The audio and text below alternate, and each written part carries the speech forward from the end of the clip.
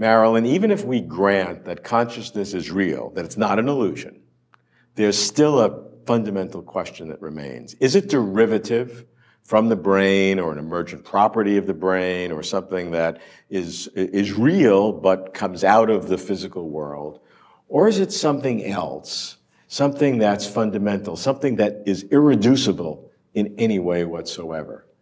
That's the tension. Right. Well, I think that that's a way in which we can perceive the tension.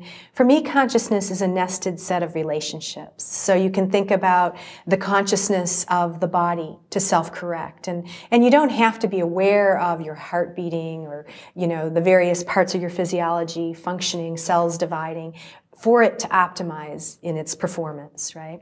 So that is the consciousness of the body.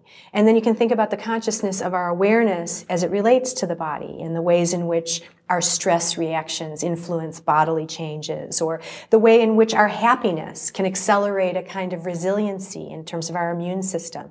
That's a manifestation of consciousness. But that's a purely physical process. That's a very there's no physical dispute about that at all. Exactly. Then we can take it to the broader level of thinking about the cultural dimensions. So my consciousness is not only my subjectivity, but it's our intersubjective engagement with one another. But all of that is represented in the brain in some way. Well, I think that when you start talking about the cultural dimensions, it's represented here in the in-between place. So it's through our language, through our symbols, through our actions.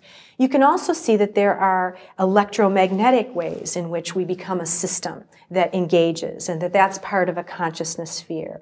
I also then think about the consciousness of nature, our embeddedness in nature. You take a walk through the rainforest and you look at the ways in which life manifests in every nook and cranny. And to me, that's a manifestation of consciousness. Consciousness revealing the teleological nature of life expressing itself. Teleology meaning there's an end result that it's moving toward a manifestation of life in its complexity. And then you can think about this broader realm of consciousness as our relationship to the divine or something larger than ourselves, that kind of meta world in which we're embedded.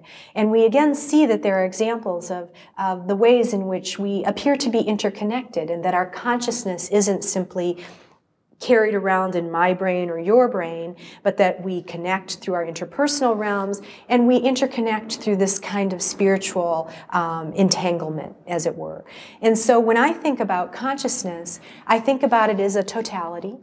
I think about it as the integral connection between the different parts, our subjective inner awareness, our physicality and the objective ways in which science brings to bear, our cultural dimensions, and ultimately then this kind of metaphysical realm that interconnects us. And when I think about something like God, is God consciousness, is consciousness God? To me, God is the totality of it. And so the whole nest of consciousness. It's exactly, that God is that way in which order is created out of chaos, in which we propel through whatever means it is to manifest as a tree or a plant or a human being. That in all of that, there is something that imbues us with a purpose. And that purpose is to live, to diversify ourselves, that the cells differentiate and become different, organs or limbs of the body. And in all of that, then, it becomes a manifestation of the whole. I can react by saying two things, and maybe they contradict, but let me tell you and see how it sounds. On the one hand, all the things that you describe as consciousness seems to be, by being everything, it's almost like nothing, or I can substitute any other word. I can substitute world. The world is the cells, the world is the rainforest, the world is our subjective experiences, the world is God.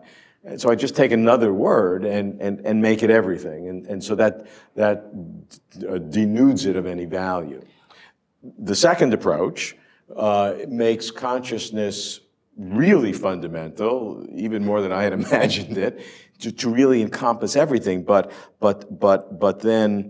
then imbues everything with a certain character by saying it's not just the physical movement of particles and fields of forces, but there's an overarching concept of consciousness, whatever that is, that that takes care of everything? I think consciousness has a certain kind of reflectivity in it. So there's a way in which it self-reflects, it calibrates, it corrects. So again, if you take the rainforest as an environment that manifests consciousness, you see that if this little place in the rainforest doesn't get enough sun, a different form of life will grow there that doesn't need as much sun. So it reflects, it self-corrects, it modifies, it calibrates, and so I guess that's the world. That's just the ecology of the world. But I would say consciousness transcends just the physical dimensions of the external world, and it becomes the imbued meaning and the self-correcting aspect of all of life in its manifestation.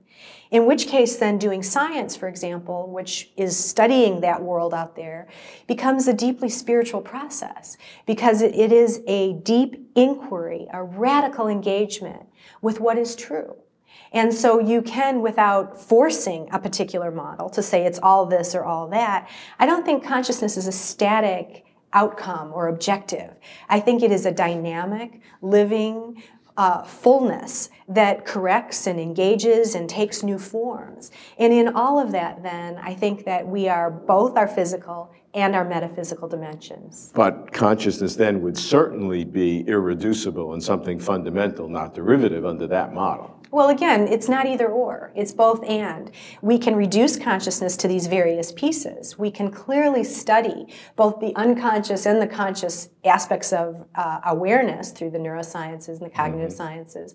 And at the same time, we can see that it's always going to be an approximation. It's never going to be the full story as long as we maintain the reductions. So how do we recognize that even at the level of elementary particles in quantum physics, for example, physicists have tried for years and years and years to find the elementary particle.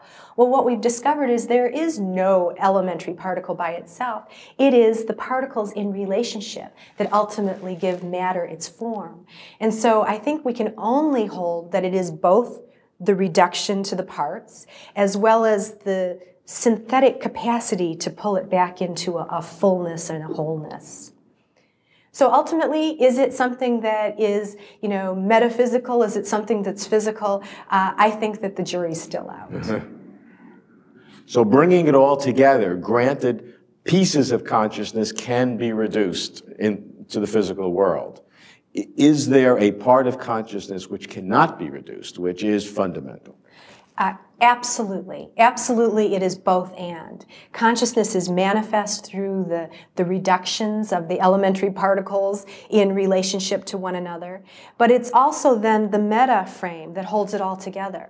So in answer to your question, is it irreducible? I would say it is irreducible if you hold the fullness of it. And at the same time, from an epistemological point of view, it can be reduced such that we can actually learn some really vital and important things about who we are and what we're capable of being.